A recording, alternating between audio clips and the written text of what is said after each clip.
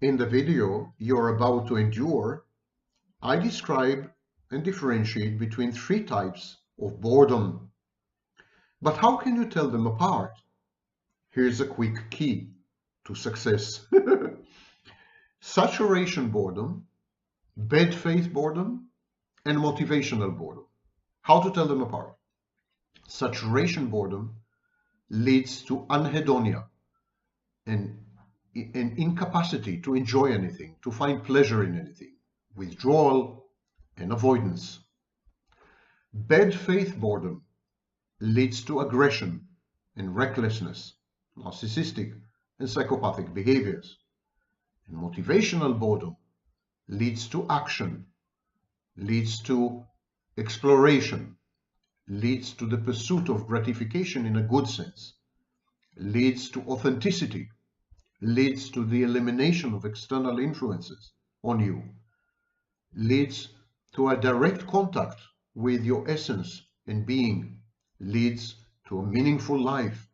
And so motivational boredom is very good for you. We confuse the three types of boredom, and consequently we give the wrong advice and we make the wrong choices. Watch this video and you will never make this mistake again.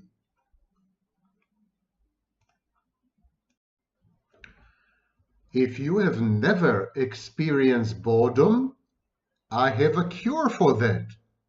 Actually, I have 1,563 cures. The videos on my channel.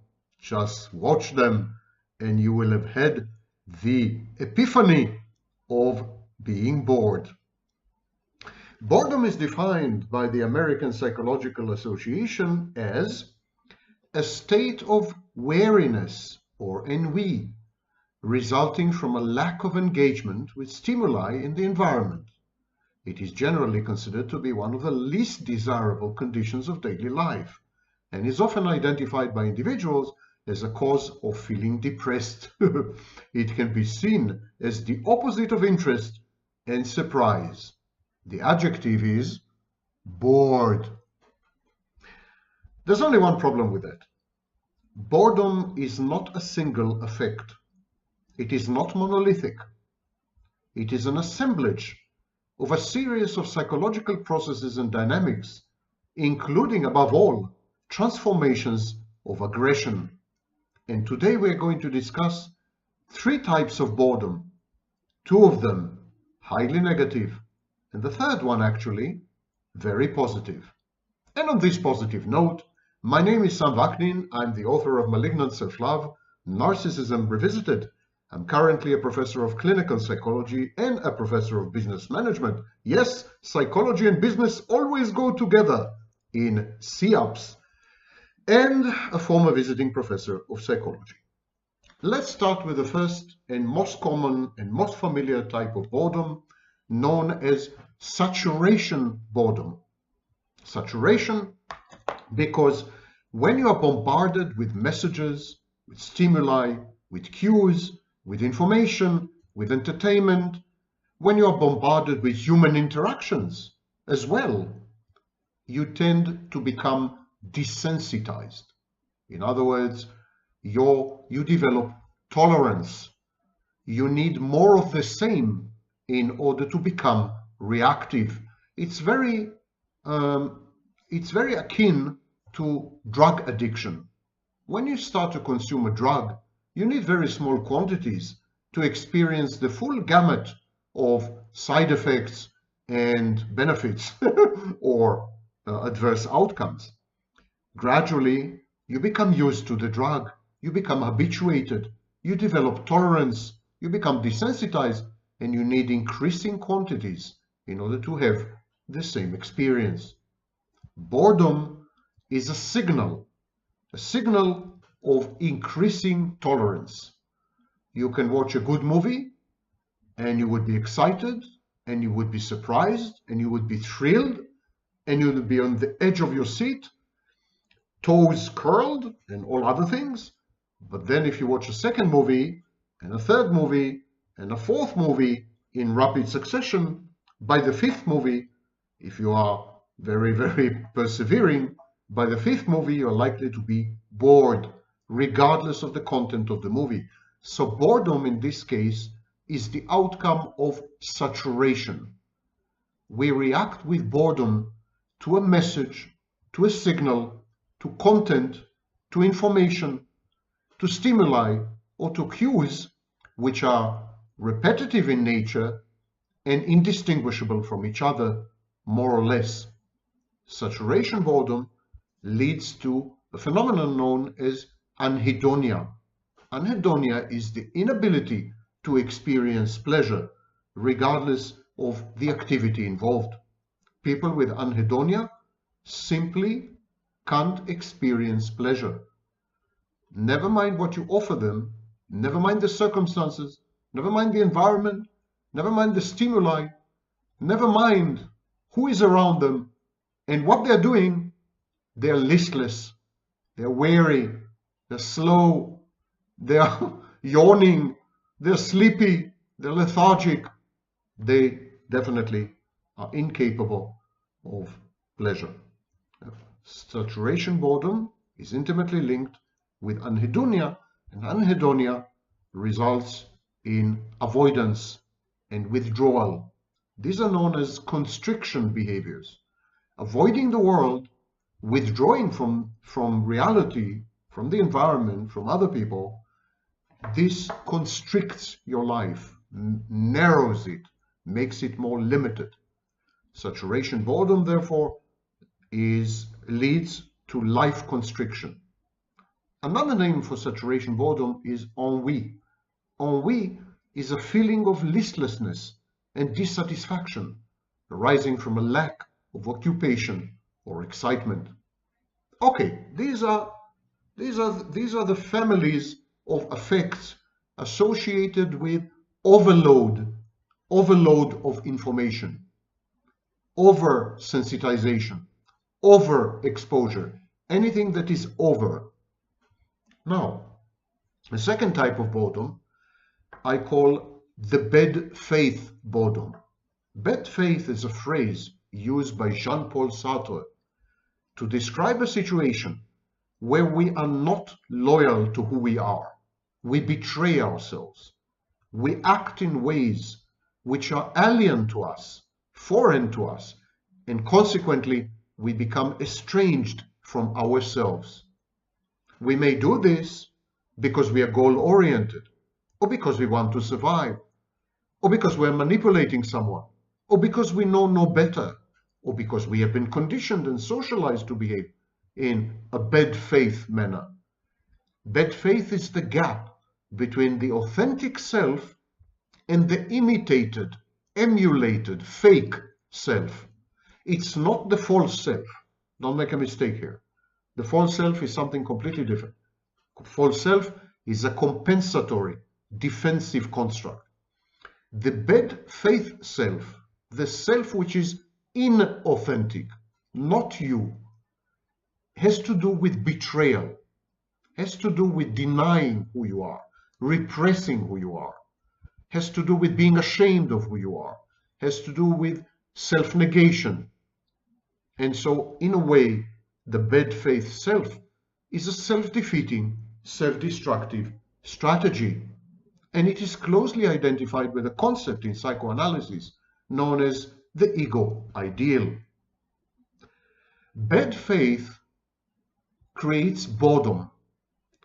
When you are not yourself, when you deny who you are, when you ignore your core identity, when you suppress and repress everything that would make you happy or excited or aroused or interested, when you do all this, obviously you end up being bored with your own existence.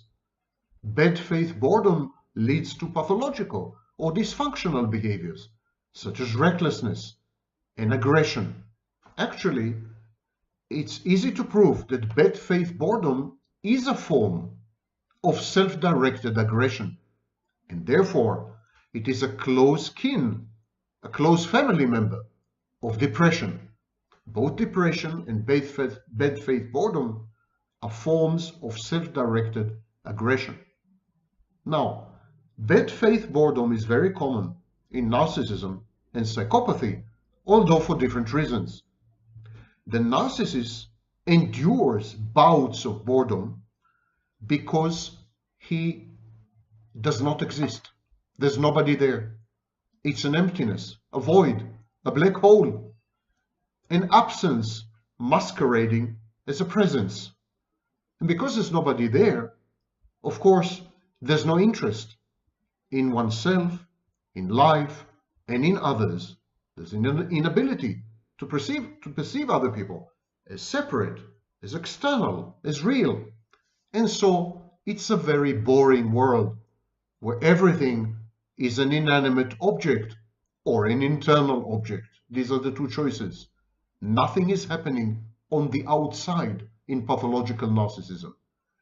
And it's a world that is frozen, black and white, drawn in rough contours, not real, a little like a cardboard cutout.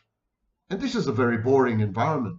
Narcissists are bored, consequently, because their world is impoverished. It's not rich in details, not rich in dynamics, and not enriched with the presence of other people. Psychopaths, on the other hand, are also bored all the time. But they are bored all the time because they are focused on goals, not on themselves, but on goals. The goals could be power, or sex, or money, or access, or contacts, or fame and celebrity, but it's always something else, not the psychopath. The psychopath, we say in psychology that psychopath externalizes aggression, but in a way the psychopath externalizes his self as well. And consequently, the psychopath is so laser focused on a single goal that he misses the rest of the world. He is unable to perceive, to process, to react to enjoy, to experience anything, anyone around him, because he is so focused on obtaining results. He is so focused on making money, or becoming powerful, or becoming famous, that he goes through life abjuring, abdicating, and neglecting to notice the beauty and richness of existence. So, if the psychopath is a father, he is likely to miss the best years of his children because he's busy making money or becoming a famous politician. That's an example. So this is a bad faith boredom. Boredom that emanates from the fact that you're not yourself, that you reject who you are, that you deny and bury your true core identity. And by betraying yourself this way, you render the world a very boring place indeed. So these two forms of boredom, these two variants of boredom, the saturation boredom and bad faith boredom, are dysfunctional. They are disorderly. They're bad for you. To borrow from physics, they are entropic. But there is one kind of boredom which is actually very good for you. And it is what I call motivational boredom.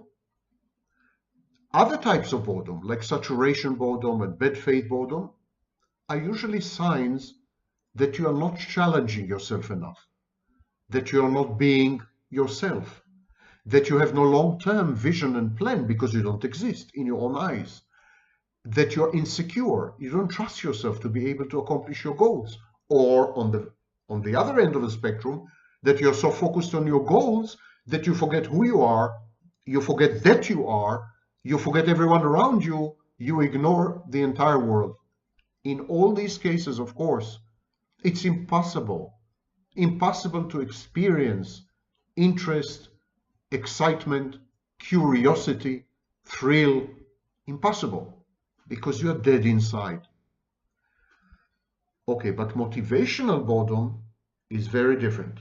Motivational boredom is actually at the core of authentic life.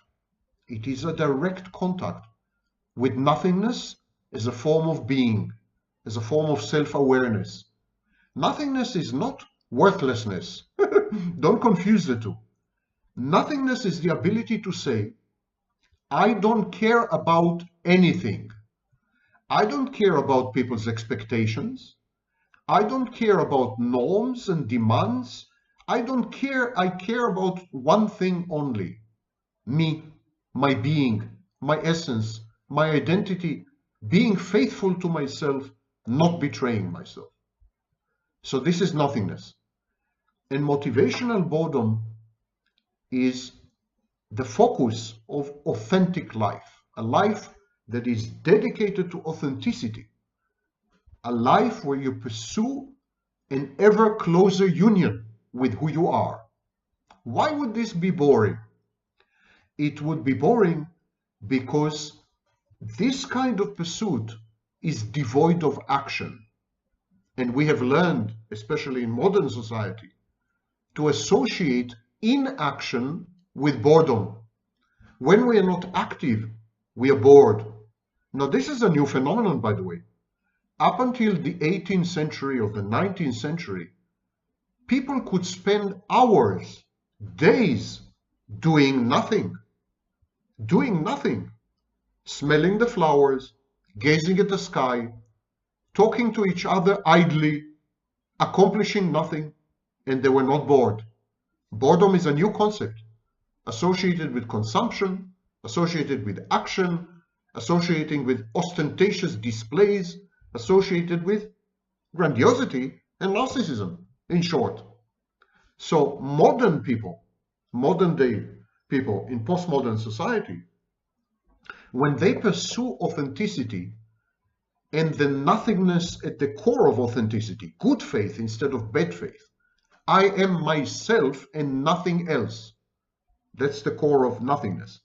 When they pursue this, when this becomes their philosophy, their ideology, their new religion, they automatically become bored because they have learned and they have been conditioned to become bored when they are not active, when they don't conform to societal expectations and mores and norms and demands, when they're not seen by other people, when they're not noticed, when they're not respected, in short, modern people in modern society derive their internal regulation from the outside.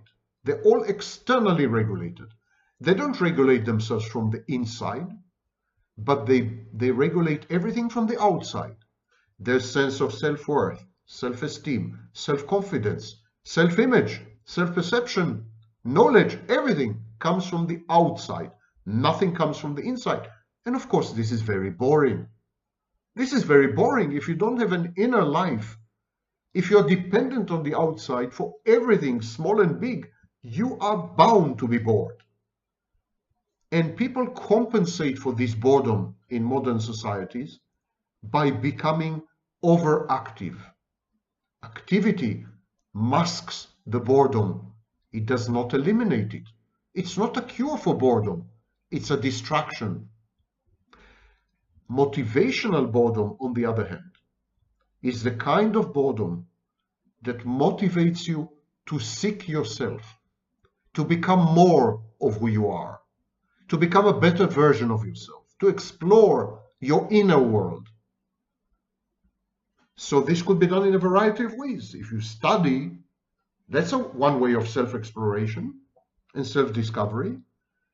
If you build something, if you have a hobby, if you raise your kids, anything you do that complies and reflects your inner being, that is a kind of thing that's going to reduce motivational boredom. Motivational boredom motivates you.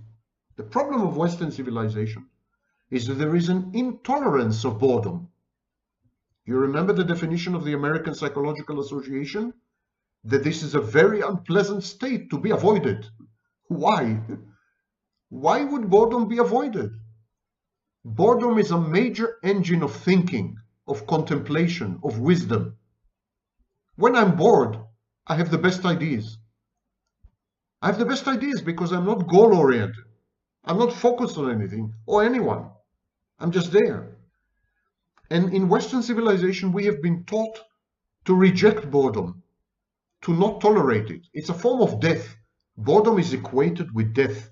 To be bored is to be dead alive. And we reject nothingness, of course. Overstimulation, the direct exposure to life, leads to desensitization and ultimately to boredom via attunement, as I mentioned. Motivational boredom, however, restores meaning to life, converts life from bad faith to good faith, from inauthentic to authentic, from disingenuous to genuine, from fake to real, from counterfactual to factual, from false to truthful. Motivational boredom is the kind of boredom that motivates you to act, and that's why it's called motivational, but not to act on the world or even in the world, but to act on yourself and in yourself. So motivational boredom creates conscious and unconscious motivations. And of course, some of the solutions, when we explore ourselves, when we discover ourselves, some of the solutions are bound to be fantastic. Fantasy is a tool that is used by motivational boredom for self-exploration. But fantasy never becomes a defense or a pathology when the boredom is motivational. In saturation boredom and in bad faith boredom, one of the dysfunctional, malignant solutions is fantasy. Narcissists live in fantasy. Psychopaths have the equivalent of fantasies, goal orientation. So fantasy, in the first two types of boredom, which are bad kinds of boredom, fantasy becomes malignant. In motivational boredom, fantasy is nothing but a tool of mastery over oneself, a kind of action. So the fantasy is action-oriented. One fantasizes about becoming, it's not a rejection of reality, it's an embrace of reality. The narcissist fantasy is about not becoming, about being someone else. The narcissist fantasy says, I don't want to be me. I don't like me. I reject me. I want to be God. I want to be superior. I want to be powerful. So the psychopathic narcissistic fantasies are a rejection of oneself and consequently a rejection of life. In motivational boredom, the fantasy leads to an embrace of oneself and of life. So there's a mastery here. It's not diversion, it's not entertainment, or it's not only entertainment, but it is a path, it is a journey which ultimately leads to the coalescence between who you are and the world you inhabit. The world then becomes you, and you become the world, and this unitary oceanic feeling was described in numerous religions, in psychoanalysis by Sigmund Freud, and so on and so forth. Now we confuse all these. We confuse all these responses to motivational boredom, and we say that they must be connected to meaning. If they're not connected to meaning, then they are by definition meaningless. But this is true only if the meaning comes from inside. All these activities that I mentioned, fantasy, mastery, action, even diversion, if they're linked to an authentic internal core, then of course they're meaningful. They're imbued with meaning. They're organizing principles. They're also hermeneutic, exegetic principles. In other words, they help us to make better sense of the world. So they're meaningful. But if all these things, action, mastery, and so on, are oriented outside, externally, to the world, they lead to infinite regression nesting. If the meaning in your life is dictated by other people, and their meaning is dictated by other people, then it's an infinite regression. Ad infinitum.